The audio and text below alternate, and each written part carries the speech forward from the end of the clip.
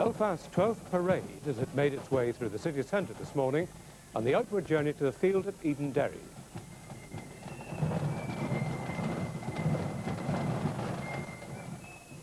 Good evening and welcome to this special programme on the 12th. This evening we take a look at the celebrations in town and country on this, the 307th anniversary of the Battle of the Boyne. We start with the main procession in Belfast. For the County Grand Officers of Belfast, the parade really begins at Clifton Street Orange Hall every 12th morning. And at 10 o'clock on the dot, they moved off down the road towards the city centre, where the 9 participating Belfast districts converge on the City Hall and form the main procession. Orange historian Dr. Clifford Smith picked up the head of the parade as it filed down Bedford Street. There's another view of the colour party marching up Bedford Street. They're backed, of course, by the famous Miller Memorial Flute Band, which traditionally supports the Belfast County Grand Lodge on their parade to Edenderry.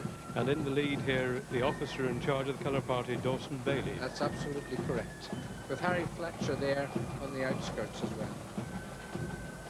So this is another shot of the head of the procession, and we can see that there's 5 official vehicles just behind the County Grand Lodge, and they all carry distinguished dignitaries from other parts of the world and indeed from Belfast County itself. Another good view of the Miller Memorial Flute Band.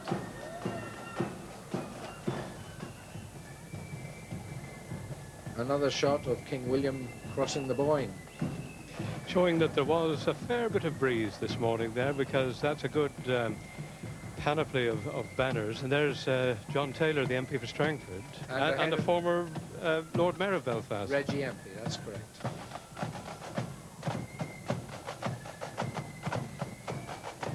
So that's another shot of King William crossing the Boyne. He gets his name Orange, or Orange, from the little town in the south of France. And if you ever happen to go there, you'll discover there's a huge triumphal arch in orange. There's a huge triumphal arch there, and I have argued that the orange arches we see on the banners and at the heads of the streets actually derive from the fact that King Billy, or Prince William as he would have been then, had an orange arch in his backyard. And I can tell you, I was actually there once on the 12th of July, so how about that? We have in the distance the approach of number 6 district. You can see them working their way up Bedford Street, and this is the last of the lodges of Sandy Row passing us right now. The rising suns of India bringing up the rear of Sandy Row district in their famous purple collarettes. And Clifford, of course, the order of the procession here in this parade changes each year, doesn't it? It does indeed, and there's been an extra difficulty this year with the problems for Ballynafied district, who haven't participated in this demonstration this year because of the rerouting. So we'll be missing number 10 district. Now we can see the first shots of the approaching number 6 district. So it's Ballymacarrat approaching us now down the Dublin Road. And this again is one of the largest districts in the institution. District 6, Ballymacarrat, they have, what, 38 lodges? They're a very famous district and a very progressive one, and you can expect them to put on a very good display. This is some of the crowd waiting for the arrival of number 6 district. There are plenty of children about, and they're all looking forward to the music. And in fact, as we've been standing here, the numbers in Bedford Street have significantly increased.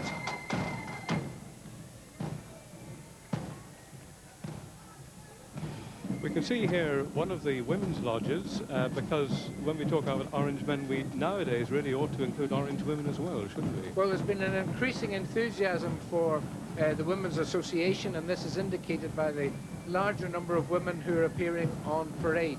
In fact, the Orange Women's Association had a revival at the beginning of this century, but it's only in the very recent years that they've begun to participate in these main orange demonstrations.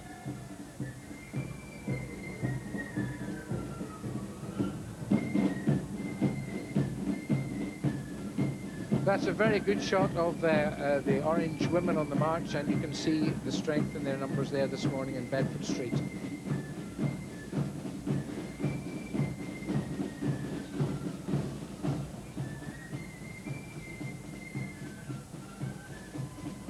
It's quite an undertaking, the length of the march, if you take from Carlisle Circus out to the field at Edenderry, and there in fact is a lady in a wheelchair. Well, there are actually a number of disabled persons who participate in the Orange demonstration every year, and they're made very welcome in the Orange Order, and they're accommodated in every way possible. And I'm sure this lady will be absolutely delighted to be in the main parade here. Well, in Albert Bridge, Orange Hall, they actually have a special lift on the staircase to assist the disabled brethren and sisters. I don't know whether anyone has ever done a survey as to the types of band. The flute bands are still enormously popular, aren't they? Well, they're very popular because they're relatively inexpensive to get out. I think that when you go into brass bands and pipe bands, you require an awful lot more musicality, and the uniforms can be much more costly. We saw their Star of Down Temperance.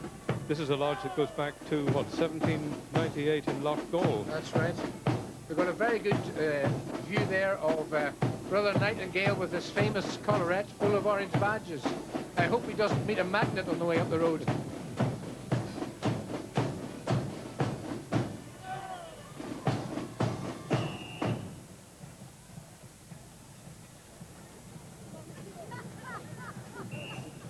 This is looking right down the length of Bedford Street and into Donegal Square West as they come round the City Hall and make their progress through the square, up Bedford Street, Dublin Road to Shaftesbury Square and on. Right.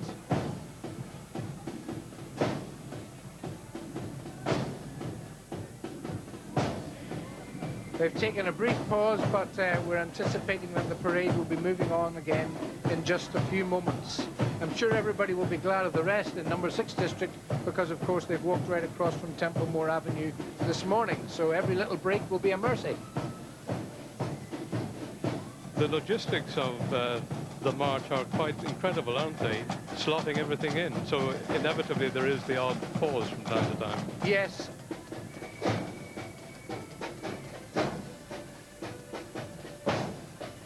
The number 6 district are on the move again, and we can see another of the flute bands coming into view.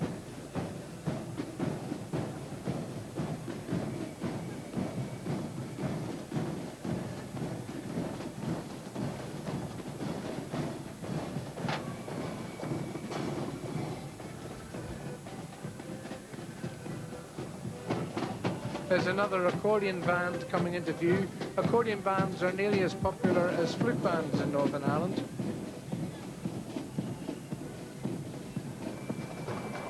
This shot right down Bedford Street gives you some conception of the size of one of the largest districts in the whole of Belfast, East Belfast, number 6, Ballymacarrat. And I'm sure that many of the lodges in Ballymacarrat would have strong links with the shipyard and with some of the big industries, traditional industries of East Belfast. That's absolutely correct.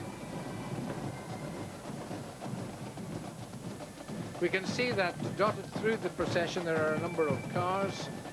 Cars cause their own problems when they get to Edenderry because they have to manoeuvre the cars up side roads and out of the procession. So they do cause pauses and they do cause delays, but they're absolutely essential if you're going to get some of the older brethren to the field.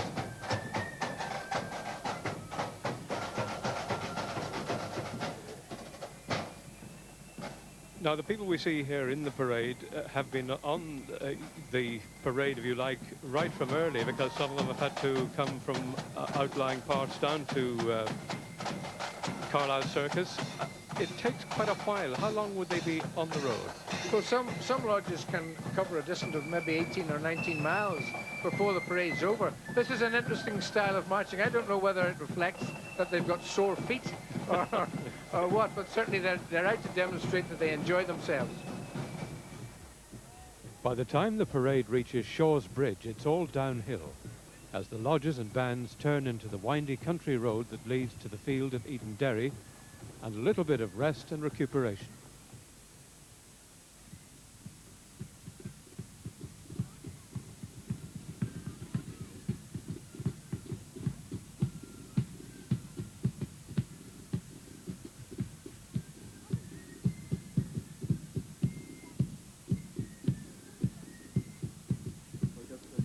The relaxation and refreshments over, the platform party formed up and the serious business of the day began, with the speeches and resolutions. And as this is my first appearance at the Eden Dairy demonstration since becoming Grand Master of the Orange Institution in Ireland, I bring you greetings from the Grand Orange Lodge of Ireland. I am, of course, your County Grand Master, and I do not wish to blow our own trumpet, but the Belfast demonstration has always been recognised as a great event, not only of size, but of its importance to the Grand Orange Lodge of Ireland jurisdiction. Again, it has attracted many visitors from throughout the world. This year we are delighted and looking forward to the week ahead when the Triennial Council will be meeting, and we will have the opportunity of discussing Orange business from the jurisdictions beyond our shores. It is always good to have our English and Scottish brethren, some of who are annual visitors, and we do very much appreciate their loyalty and their help that is so freely given. As the day and the speeches wore on, it was all just too much for some of the brethren.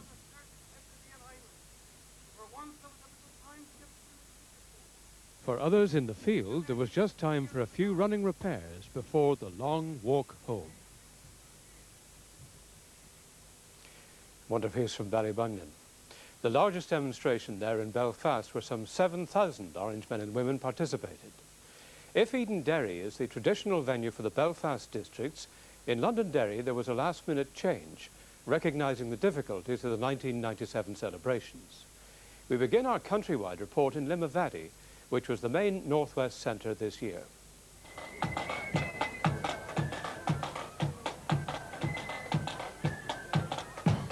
The colour and spectacle of the 12th, a day when more than 10,000 people came to this northwest town to celebrate. 4 main areas were represented: Londonderry, Coleraine, McCosquin and of course Limavady, in all 61 lodges.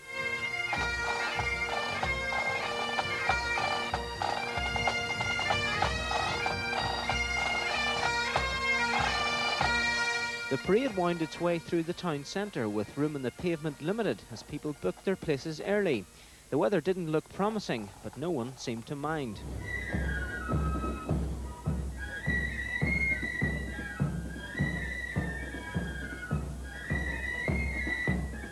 Of course, everybody's disappointed that changes had to be made, but clearly we were not going to have our own members and people in the security forces killed because of the threats that we had been told were being made. It's a sad day in that sense, but it doesn't really matter where we parade. Today is our day and we intend to enjoy it, and Limavady is of course the best place that anyone could parade in. And you'll never guess where he's from. The route is around a mile long, and throughout the crowd showed their appreciation. After the walk it was time for some sustenance. Others just enjoyed the view. All things considered, a great day in Limavady, according to one senior local Orange man. We obviously had a great reception, as was probably visible along the route. Obviously there would have been a bit of sentimentality in our being received here today, and I must say we are very indebted to our brethren in Limavady. Those sentiments were shared by other visiting brethren. It's been an unbelievable response that we've had to a situation that was looking ugly for a little time, but it is unbelievably calm. The people are very happy to have us here in Limavady. I'm very proud of my heritage, and to be a Protestant and able to show them a Protestant, come out on the streets, as we do every other year and have done for so many years, peacefully. First time it has probably happened in my workplace that somebody wished me well for today, you know, and it was a great delight and great to be here and to see the large crowd that's turned out, and we've had, it's been very great for me today. And there was obvious enjoyment for many others too. Armagh played host for the first time in 11 years to around 6,000 Orangemen. They came from far and wide across the county. Helping them keep in step up and down the city's hilly streets were almost 100 bands. Some of the younger spectators were probably unaware that the parade, in line with the Orange Order's decision on potentially contentious marches, had been voluntarily rerouted away from the nationalist shambles area of the city. The area has been part of the local Orangemen's traditional route for around 100 years. In years gone by, they went to the railway station in Armagh. It was direct right to the railway station. And it's continued as a route ever since. Up to last year was the first time we didn't get through. A lot of loyalists lived down there till recent years. On show for the first time was a banner commemorating Robert Orr, a former Orangeman murdered by the IRA in Armagh in 1991. There was a growing desire within the Lodge to perpetuate his memory, especially since he worked so hard within the Lodge, his district and county, for the benefit of Orangeism in our county. As the parade approached the demonstration field, senior Orangemen had a word of greeting for the 160 lodgers who had made the 3-mile walk. There was time for a brief rest and a chance to show off the latest hairstyle. For some, there was a bird's-eye view of life around the local army base. The day revived memories for a 91-year-old Market Hill Orangeman who joined the Orange Order over 70 years ago. The most of the young fellas that was running about was joining it.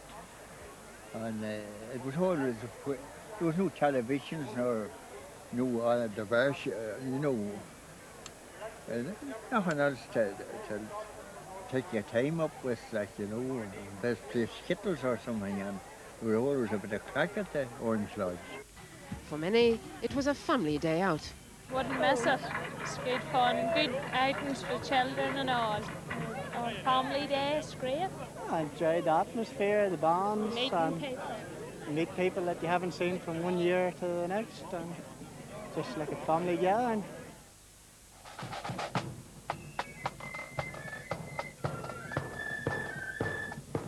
The 12th at Loch Brickland, where 9 districts gathered for the main County Down demonstration.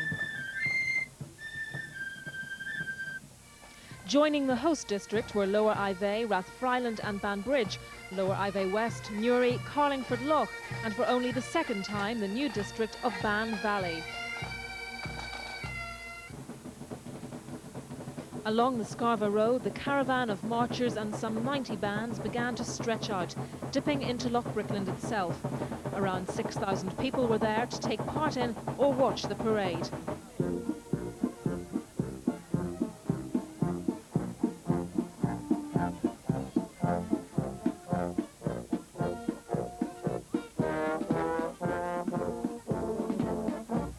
And so to the assembly field. Before the religious service, there was a moment's silence for those hurt in the violence overnight. The crowd were called to stay true to the order, which the platform speakers said had been much maligned. There was time also to reflect on Loch Brickland's special links with the Battle of the Boyne.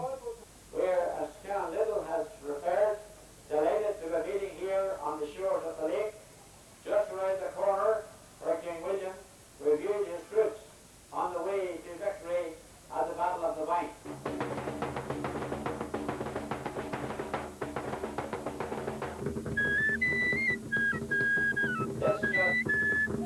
The assembly field was beside the lake from which Loch Brickland takes its name.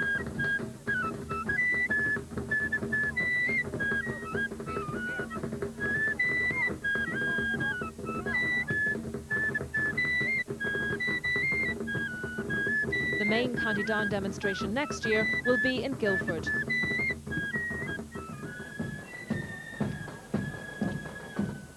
The village of Brookborough hosted this year's County Fermanagh demonstration, welcoming 80 lodges from north and south. County officials walked at the head of the parade. Close behind, the Stone Park Flute Band from County Cavan. But earlier in the afternoon, the first drummer up the road was a local.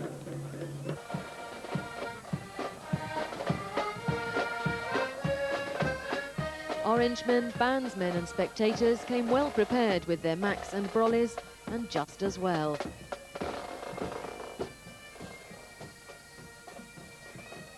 We're naturally a little disappointed because it's a very much a festival day, and people love to bring their families along and sit around in the grass. It's rather wet today, as you see. Quite a few are heading back towards the village again. But the village certainly out in force. Yes, indeed. Oh, it's wonderful to see them all coming along here. There must be round about 80 bands or more, including our friends from across the border.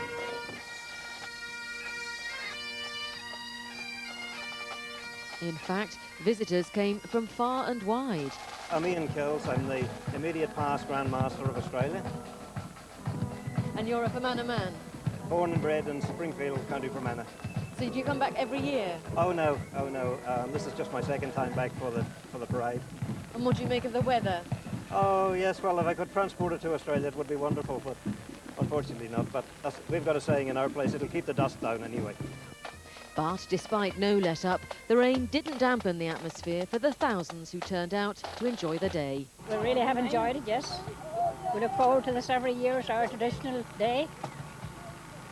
And we're just more than so shocked that this turnout has been today. Well, everyone seems to be, quite happy the way things maybe have turned out in Belfast and stuff, because the last thing you want is a bit of conflict. So what band are you playing then? Malay. And are you soaked? Yeah. Yes.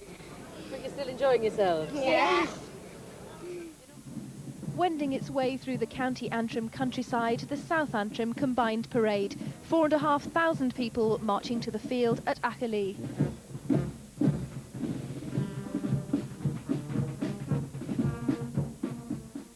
Even those left temporarily without their instruments were not slacking. 7 districts were marching here today. Many of the lodges are 200 years old. Once at the field, most people take the chance of a rest, having marched the distance, much of it uphill. What lodge are you in, Thomas? Glenavy. Glenavy what? Band. And have you marched all the way up the hill? Yes. To most people here, these are all familiar scenes, but not everyone. Joanna Tinsley has been married to Colin for 2 years, but originally she's Polish. I think it's a great way of protesting your faith, and it's very, very strong, I think. The way it's lasts so many years, and it's there's so many people involved and so much part of life it's involved with it.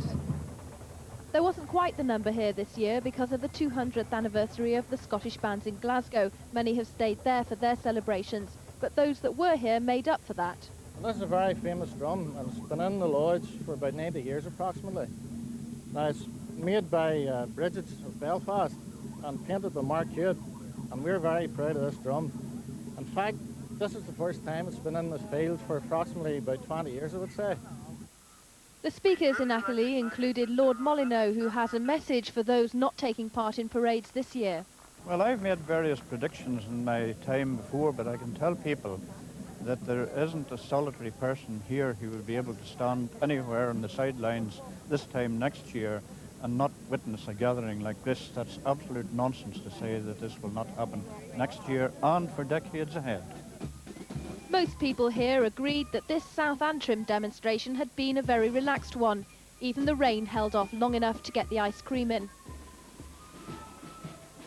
Killyman District number 1 did the honours in leading the parade at Stewartstown in County Tyrone. One noticeable face was that of Joel Patton from the Spirit of Drumcree group. In these nervous times, the security forces kept a close but discreet eye on the proceedings. Others simply closed theirs, oblivious to the drums and pageantry around them.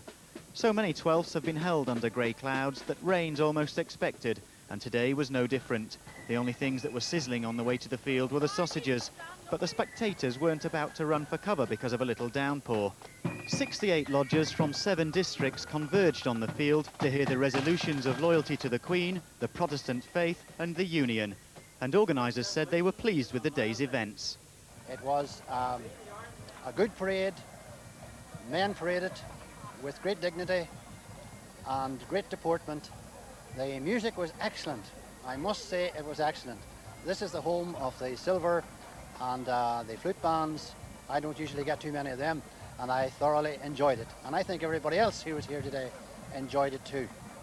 But others said recent developments, and in particular the Order's decision not to march through 4 contentious areas, had soured the atmosphere. The fact is that the decision of Grand Lodge during this week has done nothing to help the morale and the stand of ordinary people. They feel discouraged because they're looking for people that will give them encouragement, and they didn't get it from that. I found real anger here today. I found people who are very, very disillusioned and angry. Nevertheless, the parade went off without a hitch, and organisers said Brethren had conducted themselves impeccably.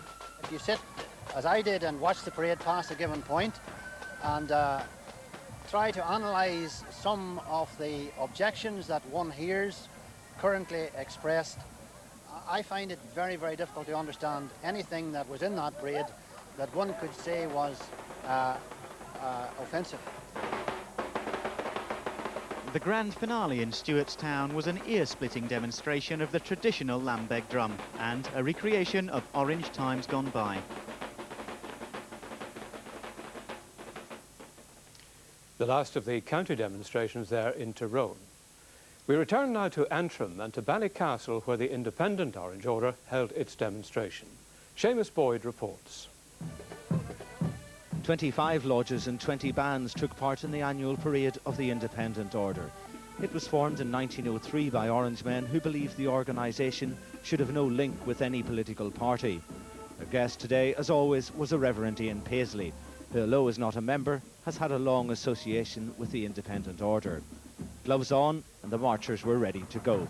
This year's parade was fairly easy on marchers' feet, with a short route round the outskirts of the town and back down the main street. Even so, a Lambeg drum soon gets heavy, and every help is greatly appreciated. Others did their bit too, and it was all appreciated by a foreign visitor from Florida. I'm an American, but they're steadfast and true, and I admire that. The bands were mainly from areas a little closer to home, but some did take the short skip across the sea from Scotland. Down to the field, and for some it was time for welcome refreshment before the serious business of the day began. Time for the speeches. This is not a day for soft words. Advice heeded by the Imperial Grand Master George Dawson, who had criticism for the Orange Order's decision not to parade in some areas. We feel it makes it very difficult for other lodges who are standing firm on these issues to argue the case in years to come. We also feel it makes it very difficult for other organisations such as the Apprentice Boys to argue their rightful case in the days that are to come. This in fact is a betrayal of Orangeism. But the strongest words came not unexpectedly from Ian Paisley. And all I can say about Mo Mullen, she's a sneak. Because she ought to have consulted the Member of Parliament before she had the audacity to tell Orange men not to walk in Ballycastle.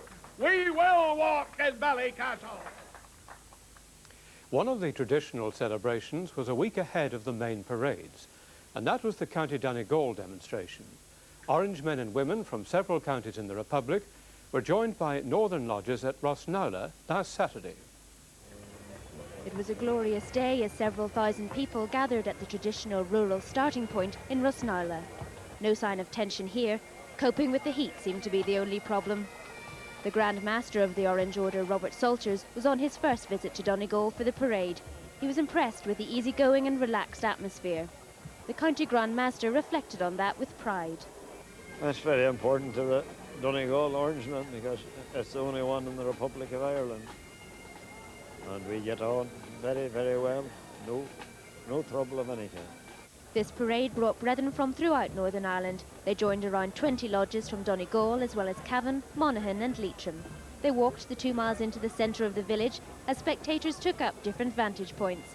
There was a noticeable increase in security in the resort compared to previous years, but the Gardaí said it was to deal with traffic duties. This is normally a very happy family day, almost a carnival atmosphere in Rosnowla, and I've been coming here now for the past 16 years, and in that time I have never seen one unsavoury incident. That mood was evident throughout the day as old acquaintances were renewed. For those prominent in politics, it was an altogether different role. While the busy sales pitch continued, the beach provided the perfect place to get away from it all. It's a lovely day and everyone's so friendly and we're having such a nice time. Lovely.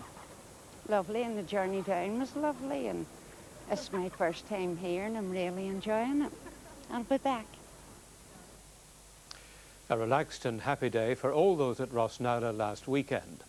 And the atmosphere for the most part has been happier than might have been expected earlier in the week. We leave you now with a final look at some of the more memorable images of the day. Good night.